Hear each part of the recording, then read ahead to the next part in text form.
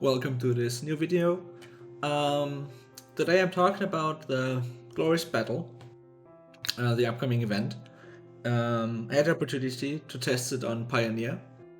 On this note, everything that I'm showing today is subject to change, so it could change at any time, and everything literally could still change. So don't take this information as granted. Yeah, just to be aware of it. The Glorious Battle is an event that will take on for multiple days. It's not going to be an hour-long event like AOTD or AC or CCS. It's also not going to take a day like KVK, but it's rather stretched out over multiple days. On Pioneer, obviously the amount of players playing it is a bit limited. I got an account on K2 and we play against K1. Normally you have 8 factions, and each faction consists of multiple different kingdoms that are allied to each other and are fighting against the other factions. There's no information yet on how many kingdoms are making up one faction, so we'll see how that works out. Right, then let's get straight onto the battlefield. This event started 16 hours ago now, so it's already a few things that have happened. And you can see K2 operating from the Lordsbane Fortress and K1 operating from the Shadow Fortress. So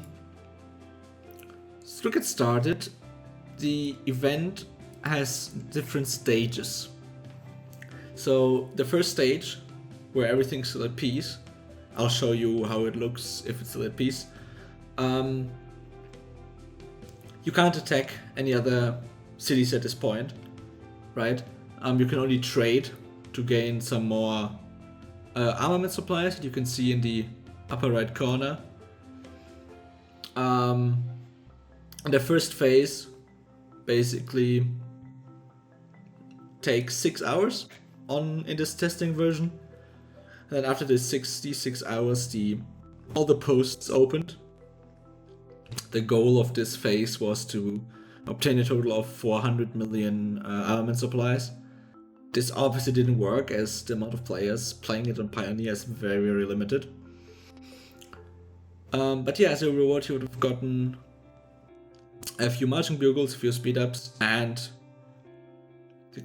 the ability to declare war on cities belonging to the faction. After this phase ended, the first war phase kind of started. After this, you could attack. When this phase started, you could attack other outposts. You could occupy them, but only inside the territory of your own faction. Target here was to reach 200 influence. We'll get to the influence thing later, but this was reached as it was fairly easy to complete. The next phase was again armament supply phase, where you need to collect enough armaments, and there was sort of been a few glory raffle tokens and blessing stones for the dragon wheel. This obviously didn't work again because Pioneer and maybe 50 to 100 people playing it, so it's not really possible. Afterwards, the next phase was to occupy neutral cities that are positioned on the map. This didn't work out as well. I don't know exactly why, because it was in the middle of the night, so I was sleeping. Then the last one was, the next one is the treacherous battlefield. We need to occupy these 8 cities. This was obviously easily done. Then at the moment we're in another armament phase, where we're supposed to collect 800 million of supplies, but as you can see, it won't be done in time. The phase afterwards is engulfed in war. Sadly, the information here for is not released yet, so I can't tell you anything about this. The phase afterwards is the anarchy phase. To secure the win in this anarchy phase, you need to occupy 160 neutral cities on the battlefield, And if you do this, it will give you the ability to declare war against a glory checkpoint and a glorious city. This is fairly important for the win of the event after at the end, because the glorious checkpoint and glorious city are giving the most influence points. And yeah, last phase is basically as a reward for every kingdom. Every member of the kingdoms who can occupy the glorious city is getting this reward at the end. Alright, so let's get to the battle map. As you can see, it's fairly big. You'll have the different factions, 3 at the bottom, 2 at each side, like one at each side, and then 3 at the top.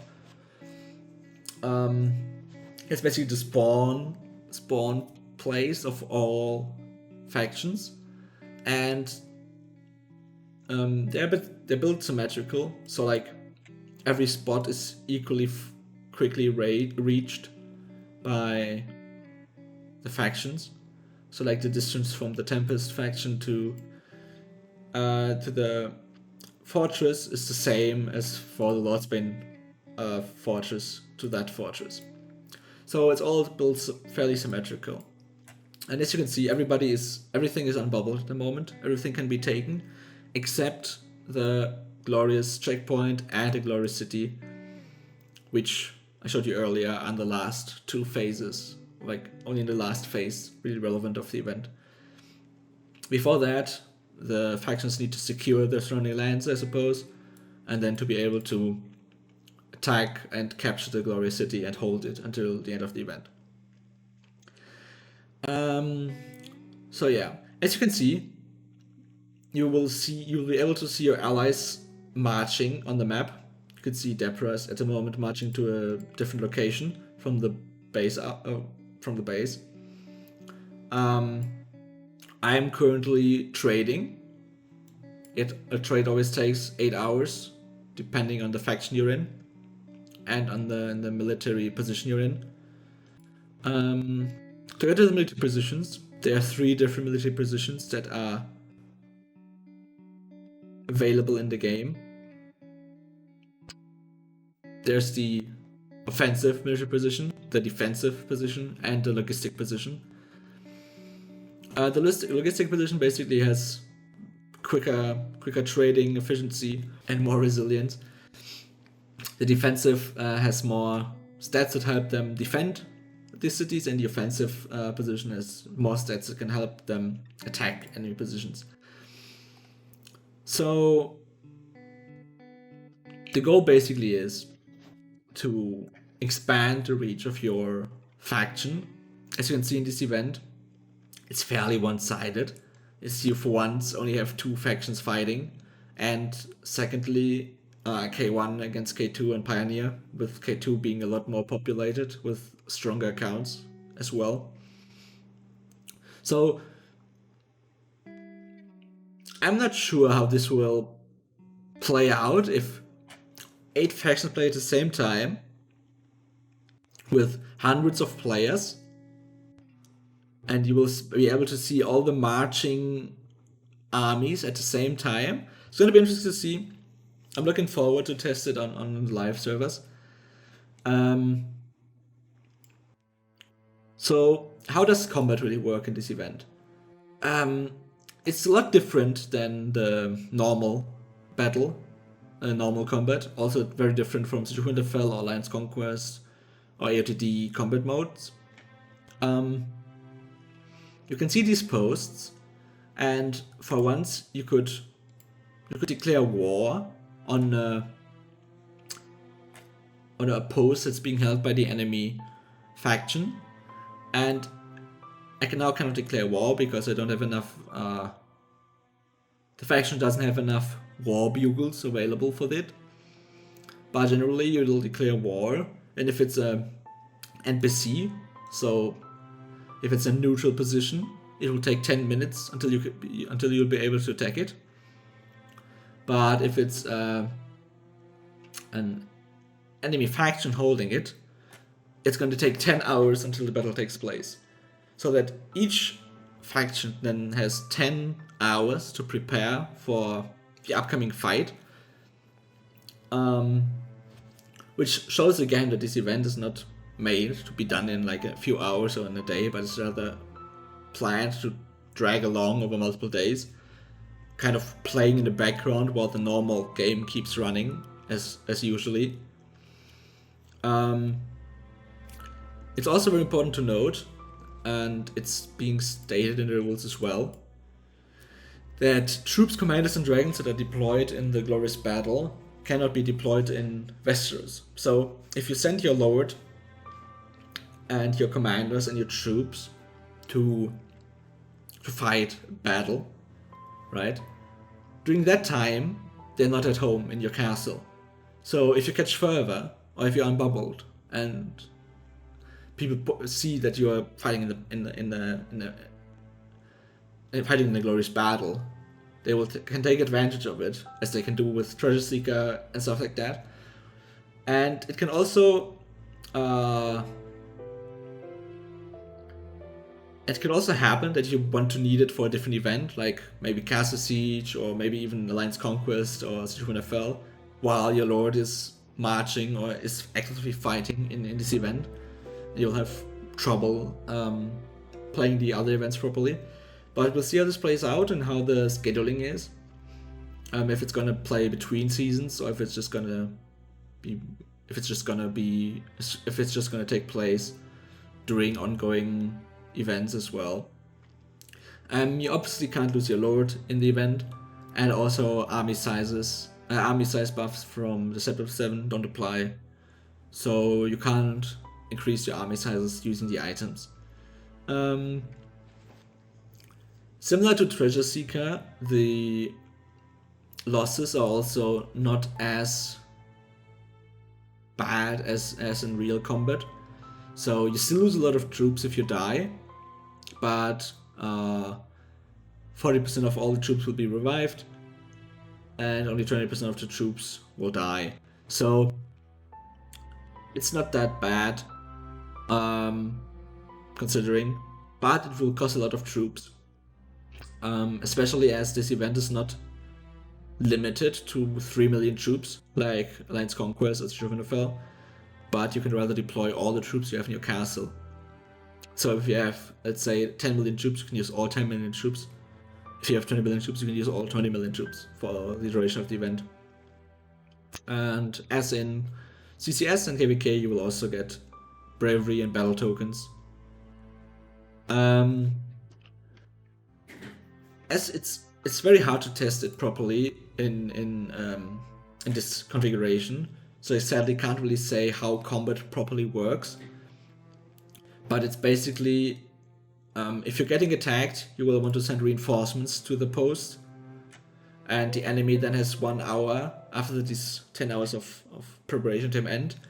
You need to hold the post for 1 hour, and if the enemy breaks through and occupies it long enough, you will lose the post, and the influence points will go to the enemy faction. Sorry. So yeah, about the influence. Every post gives different amount of influence. These early posts give only a little, then you have the fortress giving a lot more, and then the Glory City giving even 3000 influence. So the basic goal is to occupy as many posts as possible to gain as much influence as you can.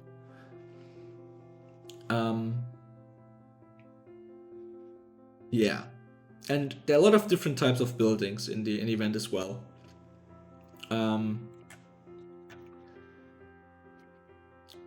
You obviously have the Glory City, giving the highest influence, and then you have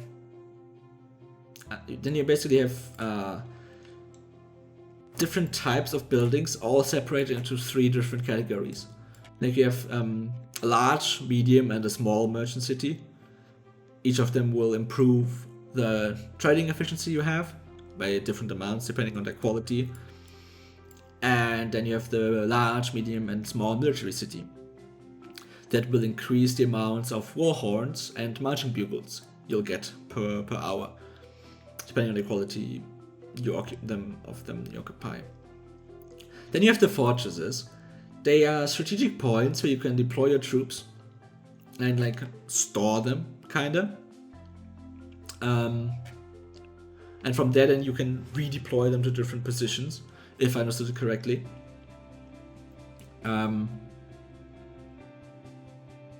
Yeah.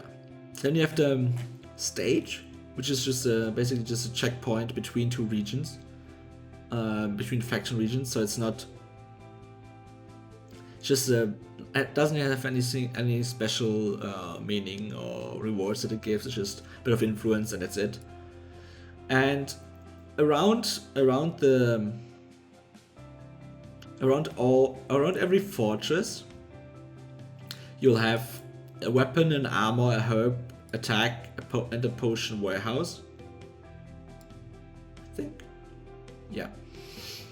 And the weapon warehouse gives you a total attack of 30%, the armor warehouse gives you total defense 30%, the herb warehouse 30% total health, and attack warehouse gives you 20% marching speed. Then there's also a caravan stop and the potion warehouse. The potion warehouse decreases the casualty rate by 10%, and the caravan stop increases the trading efficiency by 10%. So they're always positioned around the fortresses. Here's the fortress, and then you can see this is the herb warehouse. Then you have the I don't know the name of it. The attack warehouse. Then here's the armor warehouse and defense warehouse. So they're all positioned always around the fortress, and each fortress basically is securing those 4 buildings. So you just need to hold the fortress, and then you can hold all 4 of those. It's fairly important posts, I suppose. Yeah. As you saw earlier, you could get these glory raffle tokens as rewards. The top lords in elimination rankings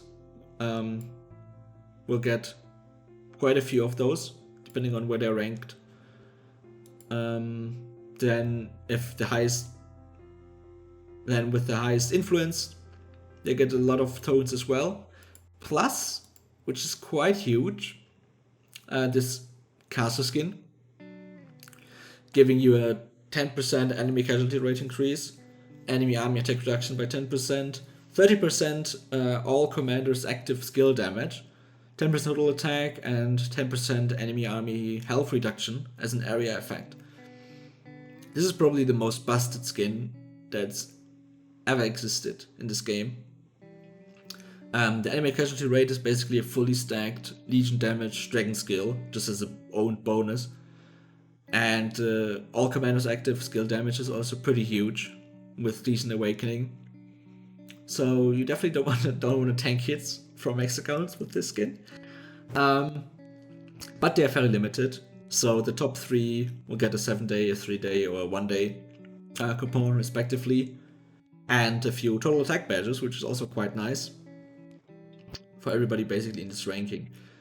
And then the faction with the highest influence will just get a few Dragon Blessing Stones for the Dragon Wheel in addition as well. Furthermore, you can use these these raffle tokens to spin a wheel, the Glory Raffle. There is the Darius prize pool with at the moment still Rio medals, but I suppose this is going to change to Darius, which is a new commander, which I'll show you in a bit as well. So it's basically a wheel where you can spend your earned raffle tokens, and you need to spend them in the event, as they will get deleted after the event ends. But as these wheels are the only way to spend them, I suppose it isn't really a problem. Then you have the Dragon prize pool. The icons and descriptions are a bit messed up, but this is the Dragon prize pool, where you can spend a wheel to get some blessing stones, dragon food, skill raffle tokens, or a photo chest of a new photo album. Then you have the appearances wheel, where you can spin the wheel for a few appearances, which is quite good as well, and skin photo shot again. And last but not least, you have the badge wheel. With the castle skin is a 30-day coupon again, same as in the Darius prize pool. With all sorts of badges, even royal badges. So it's quite nice, quite good rewards actually, that you can get from these wheels. Especially assuming that you'll get quite a few of the battle tokens, glory raffle tokens throughout the event. So quite interesting to see if they will adjust this. But if you manage to get this skin for a 30-day coupon, that's quite big. So yeah, I mean that's basically pretty much it. You can also see enemy troops marching on the map. I didn't see that before, but that's interesting as well. Considering you can see enemies, you can plan ahead and decide where you want to go. But yeah, you only have one deployment available. I'm currently trading with it.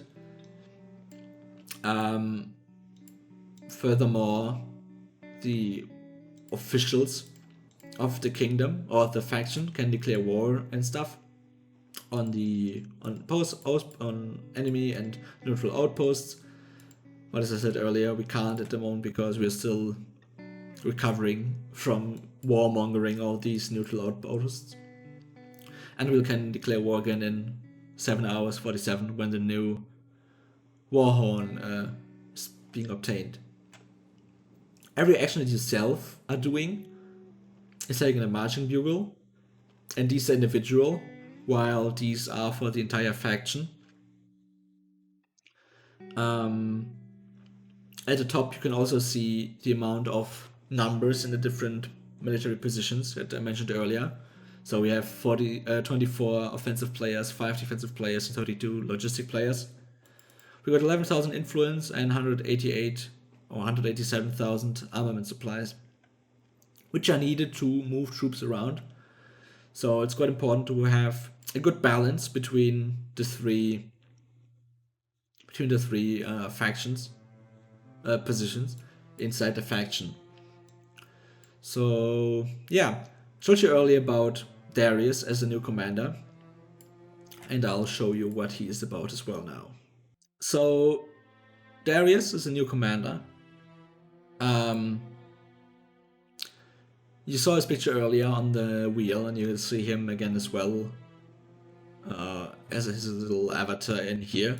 He sadly has no image here yet, but he basically is providing 30% inf attack, 15% spear health reduction, and 10% enemy army defense reduction. He's not the greatest commander, I must admit.